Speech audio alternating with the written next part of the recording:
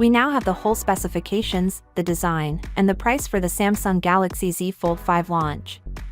First of all, we got the official marketing renders for the new S Pen case, and they do, in all fairness, look amazing. We also have a reservation website that is still available where you can make a free reservation by providing your name and email address in addition to receiving a free $50 credit. We've had the storage options and color options leaked, and the Fold 5 will be available in Phantom Black, Cream, or Icy Blue. You can also choose from 256, 512, or 1 TB of storage, and there will also be Samsung exclusive colors, but these will only be available through Samsung's online store.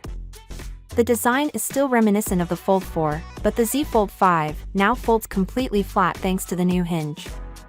While I am unable to share the leak marketing renders with you, they confirmed that the Z Fold 5 looks exactly like the renderings I have provided here, with the exception of a slight modification to the camera module on the back.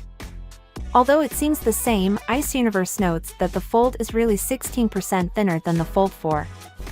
While this is an improvement, there are still several folds that are thinner.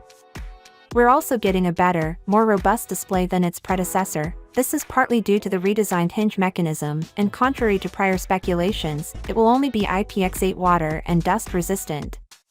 Additionally, there were several rumors that the Fold would be less expensive this time around. However, these rumors seem to be untrue.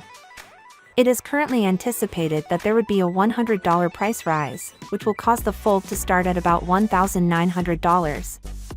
Now, to be fair, there are several upgrades, such as the display, the hinge, and the Snapdragon 8 Gen 2, so for anybody shopping for a Fold, it will undoubtedly be an excellent one to consider.